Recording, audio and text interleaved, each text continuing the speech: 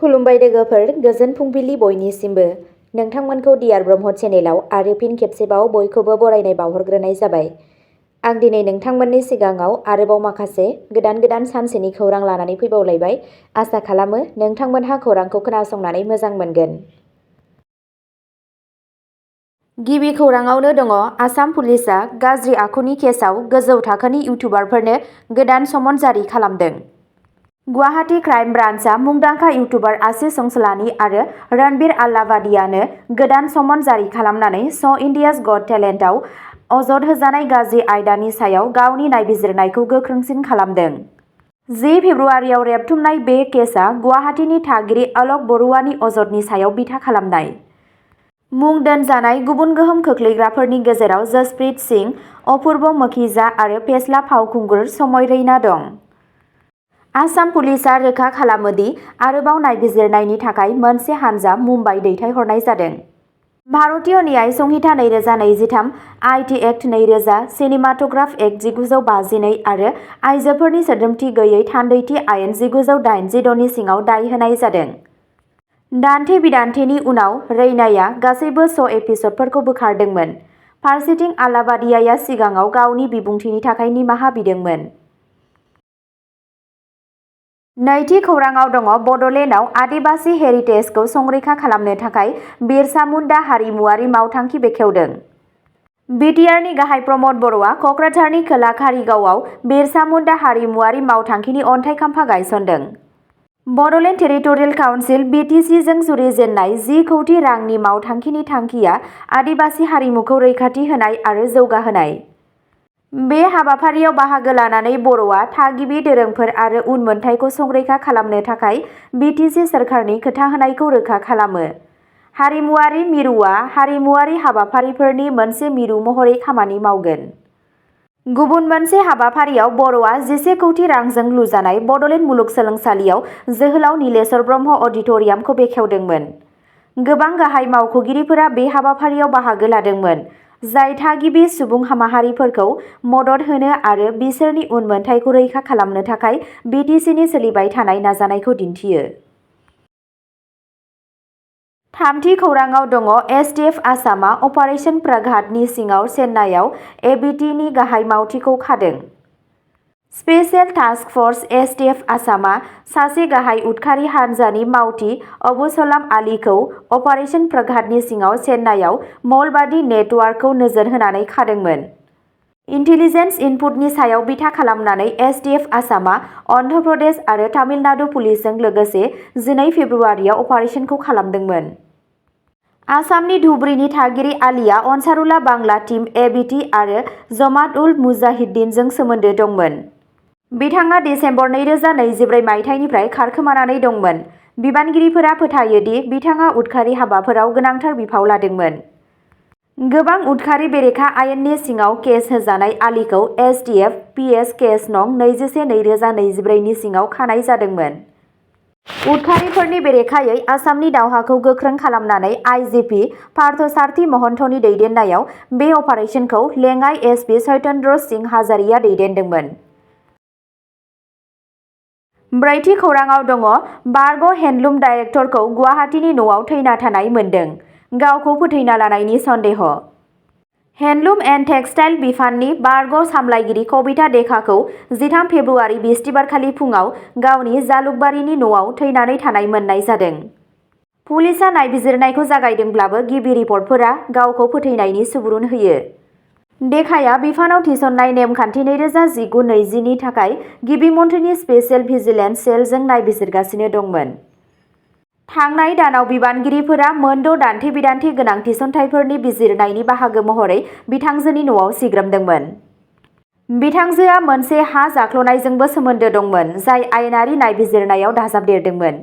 नायबिजिरगिरिफोरा दा नायबिजिरगासिनो दं दि बिथांजोनि थैनाया बेफोर सोलिबाय थानाय केसफोरजों सोमोन्दो दं ना गैया। थार जाहोन आरो जाथायफोरखौ थि खालामनो थाखाय आरोबाव नायबिजिरनाया सोलिगासिनो दं। बाथि खौराङाव दङ रौमारियाव हमगार्डखौ पुलिसआ गाग्लोबनायनि अजद। चिरांनि रौमारियाव सासे हमगार्ड जवान बाहार आलमखौ पुलिस मावख'गिरिफोरा गाज्रियै गाग्लोबदों, जायनि जाहोनाव बिथाङा गाज्रियै जोखोम जादों।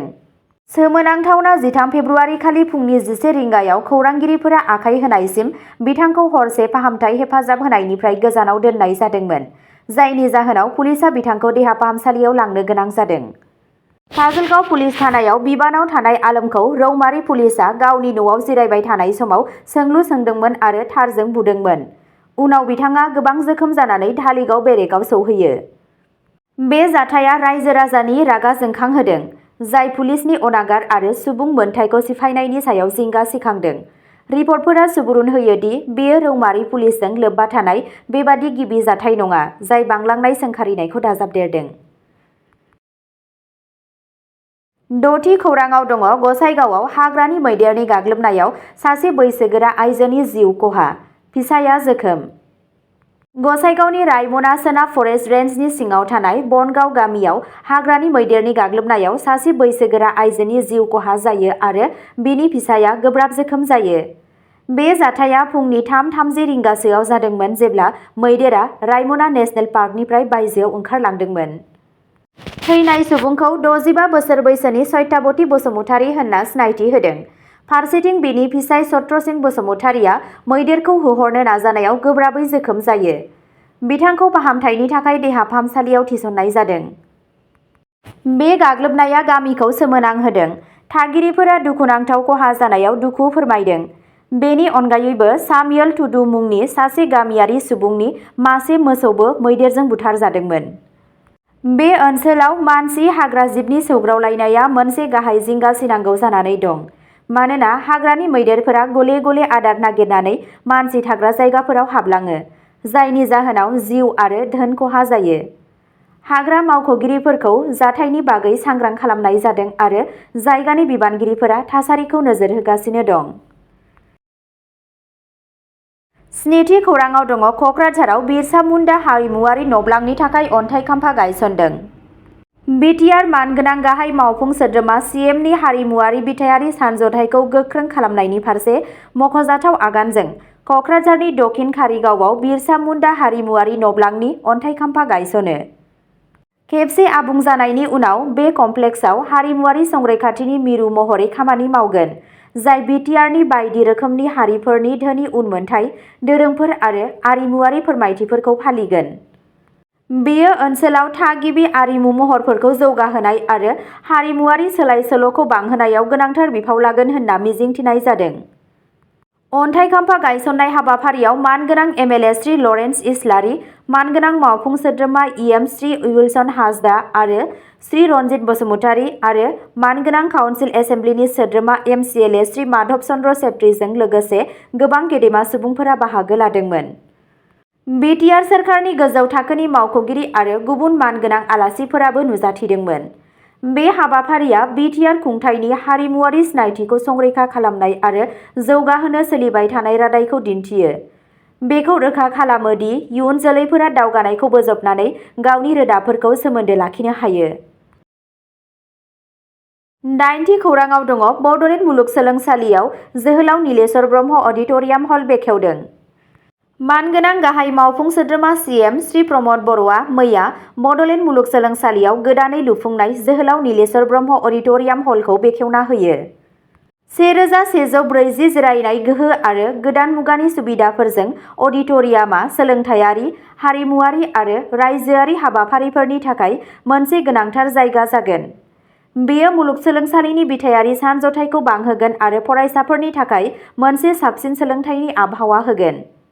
बेखेवनाय हाबाफारियाव मानगोनां vice chancellor professor B L Ahuja, registrar Shri Subung Basumatary, BTR सोरखारनि गोजौ थाखोनि मावख'गिरिफोर, फोरोंगिरिफोर, फरायसाफोर आरो गुबुन मानगोनां सुबुंफोरा बाहागो लादोंमोन। बे गोदान अडिट'रियामआ बड'लेण्ड मुलुगसोलोंसालियाव सोलोंथाइ, हारिमु आरो सुबुं समाजनि नांथाबनायखौ जौगाहोनायाव गाहाय बिफाव लागोन होनना मिजिंथिनाय जादों। अब्ला दिनैनि खौरांआ एसेनोसै। नोंथांमोनहा बेबादिनो सानफ्रोमबोनि गोदान खौरांनि आपडेट मोननो थाखाय चेनेलखौ साबस्क्राइब खालामनानै लादो आरो खौरांखौ खोनासंनानै मोजां मोनदोंब्ला अन्नानै लाइक, शेयार आरो कमेन्टबो खालामनानै होलांब्लानो जाबाय। गोजोन्थों।